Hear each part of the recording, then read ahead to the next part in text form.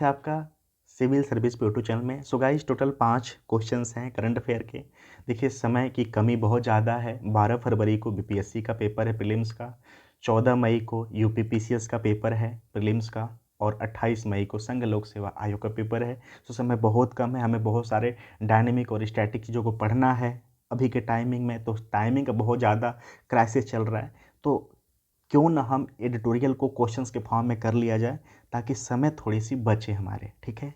जिसमें से हमारे पहला क्वेश्चन है, उस छोटी दूरी की बैलिस्टिक मिसाइल का नाम क्या है जिसका हाल ही में भारत ने परीक्षण किया है? तो राइट आंसर है पृथ्वी सेकेंड, ठीक है, क्लियर। रक्षा अनुसंधान और विकास संगठन डीआरडीओ ने उड़ीसा तट से दूर एकत्रित परीक्षण केंद्र चांदीपुर से कम दूरी की बैलिस्टिक मिसाइल पृथ्वी सेकेंड का परीक्षण प्रक्षेपण सफलतापूर्वक किया है, ठीक है। अब यहाँ पे डीआरडीओ है तो थोड़ा सा इसको देख लेते हैं कि जो डीआरडीओ है ना वो 1958 में स्थापित किया गया था, ठीक है, क्लियर। और इसका मुख्यालय कहाँ है? तो इसका मुख्यालय न्यू दिल्ली है, ओके, ठीक है। इसको हम क्या कहते हैं? डीआरडीओ को कहते हैं defence research and development organisations, ठीक है। अब एक बात देखिए यहाँ पर, अब यहाँ पर एक वर्ड इस्तेमाल हुआ है, ठीक है, एक वर्ड इस्तेमाल हुआ है, उस वर्ड का नाम है उड़ीसा, ठीक है, क्लियर, उड़ीसा नाम है। अब उड़ीसा की राजधानी कहाँ है? भुवनेश्वर, ठीक है। जनसंख्या की दृष्टि से उड़ीसा राज्य का भारत में क्या स्थान है? ठीक है, तो उड़ीसा का 8वां स्थान है, जनसंख्या की दृष्टि में 8वां सबसे बड़ा राज्य है भारत में, ठीक है। यहाँ का सेक्स रेशियो कितना है? तो यहाँ के अगर सेक्स रेशियो की बात करें तो 979 है।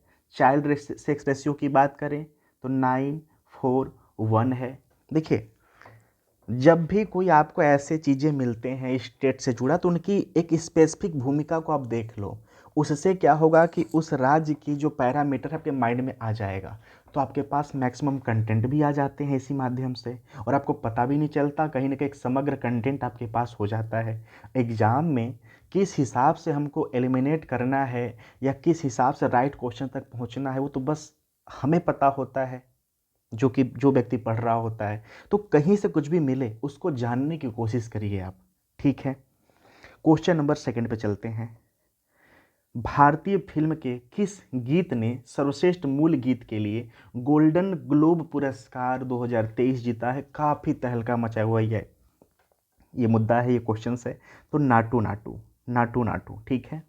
भारतीय फिल्म RRR की गीत नाटू नाटू ने सर्वश्रेष्ठ मूल गीत के लिए प्रतिष्ठित गोल्डन ग्लोब पुरस्कार जीता है। निर्देशक एस राजामौली की ब्लॉकबस्टर फिल्म का यह ट्रैक MM केरावनी द्वारा रचित, ठीक है। ये नाम याद रखना है आपको, मैं लिख दे रहा हूँ, MM केरावनी, केरावनी द्वारा रचित, ठीक है। तो आप ये भी नाम याद रखेंगे, क्लियर। चलिए आगे चलते हैं, ठीक। क्वेश्चन नंबर 3 क्या है? क्वेश्चन नंबर 3, क्लोरोफ्लोरो यानी CFC की बातें की जा रही हैं, पर प्रतिबंध लगाने के लिए 1987 में हस्ताक्षरित अंतर्राष्ट्रीय समझौते का नाम क्या है? तो मॉन्ट्रियल प्रोटोकॉल, इसका नाम क्या है? मॉन्ट्रियल प्रोटोकॉल, ठीक है। और इसका उद्देश्य क्या है? अगर उद्देश्य की बात करें मॉन्ट्रियल प्रोटोकॉल का, तो उद्देश्य क्या है? देखिए उद्देश्य है कि जो ओजोन परत है ना, ओजोन जो परत है, ठीक है, ओजोन परत को संरक्षित करने के लिए, संरक्षित करने के लिए यह समझौता हुआ है। अगर ओजोन परत में लीक होगा, ओजोन परत अगर कमज़ोर होगी तो ऊपर से जो सूर्य की किरणें आती हैं, कुछ ऐसे अनवांटेड किरणें होती हैं, विषैली किरणें होती हैं जो ओजोन परत से आकर रिफ्लेक्ट हो जाती हैं। ठीक है, अगर ओजोन परत नहीं रहेगा तो ये किरणें सीधे पृथ्वी पर आएंगी। बहुत सारे रोग जैसे कैंसर जैसे चीज़ों का, स्किन कैंसर्स का ये कारण बन सकती हैं। ठीक है, और जो भौगोलिक तापमान बढ़ रहा है ना, उसमें भी इसका योगदान होता है कि हमारा जो ओजोन लेयर है वो कमज़ोर हो चुका है, वीक हो चुका है। तो इस परत को संरक्षित करने के लिए यह समझौता किया गया था। ठीक है, अब इसको देख लेते हैं। हाल ही में संयुक्त राष्ट्र की एक रिपोर्ट के अनुसार हानिकारक रसायनों का उपयोग बंद करने के लिए 1987 में हस्तांतरित एक अंतर्राष्ट्रीय समझौता मॉन्ट्रियल प्रोटोकॉल के नाम से सफल रहा। क्लोरोफ्लोरो जो कार्बन है को आमतौर पर स्प्रे, क्रेन, फ्रीज, ठीक है, होम इंसुलेशंस और एयर कंडीशंस में पाए जाते थे, जो कि ओजोन परत को नुकसान पहुंचाते हैं। तो अगर हम इन पे लिमिटेशंस लगाएंगे, इनमें फिल्टर्स के जो कंटेंट है उसको इस्तेमाल करेंगे, तो क्लोरोफ्लोरोकार्बन का जो उत्सर्जन है इमिशन से कम होगा, जिसको पा करके ओजोन परत जो है वो लेयर है वो संरक्षित होगी, बचेगी। ठीक है, क्वेश्चन नंबर 4 पे आते हैं। विश्व बैंक की बातें हैं। विश्व bank global economic prospect report के अनुसार 2023-24 में भारत की अपेक्षित आर्थिक वृद्धि कितनी है?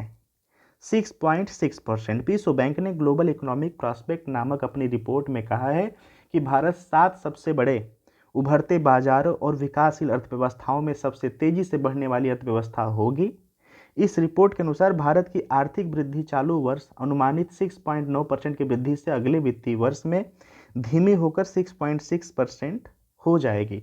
हालांकि ये दुख की बात है कि पहले बढ़ रहा है फिर घट रहा है, तो शुरुआती दौर में 6.9 ही अनुमानित इनका टारगेट है, ग्राफ है। ठीक है ना, क्लियर। अब विश्व बैंक की बातें की जा रही हैं, तो विश्व बैंक की स्थापना कब हुआ था? वर्ल्ड बैंक का स्थापना कब हुआ था?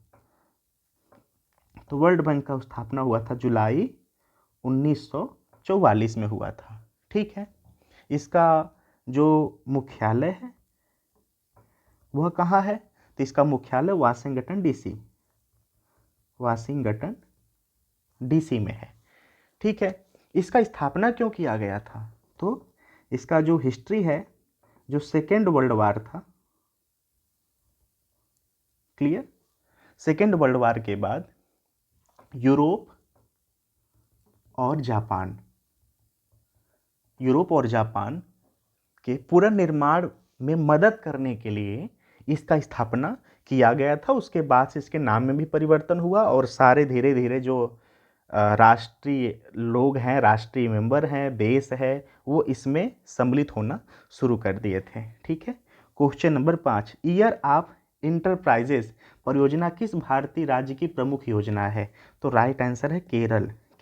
ठीक है, केरल की ईयर्स ऑफ इंटरप्राइजेस परियोजना को दूसरे मुख्य सचिवों के राष्ट्रीय सम्मेलन में सर्वोत्तम अभ्यास मॉडल के रूप में सम्मानित किया गया है। Small and medium enterprises MSME श्रेणी में चुना गया था। केरल सरकार द्वारा यह परियोजना चालू वित्त वर्ष में एक वर्ष में 1 लाख उद्यम बनाने में उद्देश्य में शुरू की गई थी, जबकि राज्य ने 8 महीने में ही लक्ष्य को पूरा कर लिया।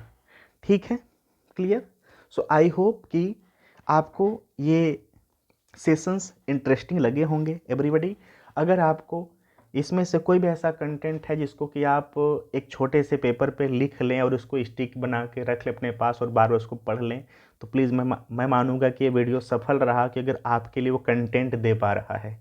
ठीक है, सो प्लीज़ लगे रहिए, पढ़ते रहिए, चाहे कहीं से भी कुछ भी करिए, कहीं से भी कोई कंटेंट पढ़िए, बट ये है कि एग्ज़ाम के लिए एकदम टारगेट ओरिएंटेड रहिए। Thank you so much for watching.